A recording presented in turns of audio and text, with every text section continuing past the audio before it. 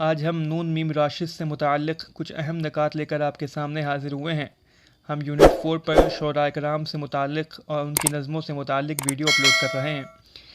تو نون میم راشد کا جو نام تھا نظر محمد راشد، قلمی نام نون میم راشد اور تخلص گلاب تھا۔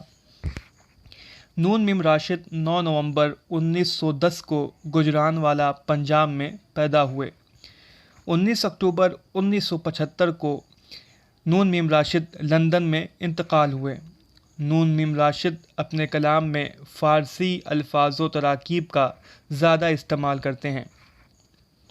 نون میم راشد کی شاعری پر فحاشی اور عریانی کے بہت الزامات لگے۔ راشد کو لوگوں نے انفرادیت پرست، غیر سماجی، جنس زدہ، ذہنی مریض، فراری، شکست خوردہ ذہنیت کا مالک کہا ہے۔ راشد کو لوگوں نے انفرادیت پرست، غیر سماجی، جنس زدہ، ذہنی مریض، فراری، شکست خوردہ ذہنیت کا مالک کہا ہے۔ نون میم راشد کے 4 شعری مجموعے ہیں۔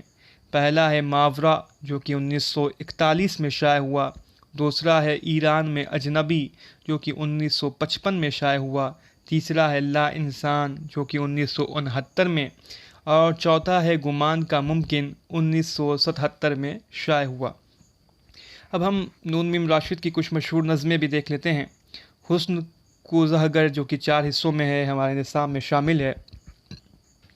منا و سلویٰ، خودکشی، انتقام، صبا ویراں، نمرود کی خدائی، اسرافیل کی موت، ہونٹوں کا لمس، آگ اور حنا، کیمیا گر، خرابے، نیا آدمی، مارسیہ، کون سی الجھن کو سلجھاتے ہیں ہم، رقص کی رات وغیرہ، یہ نون میم راشد کی کچھ مشہور نظمیں تھیں۔ حسن کوزہ گر 4 حصوں پر مشتمل نظم ہے۔ نون میم راشد حلقہ ارباب ذوق سے وابستہ رہے۔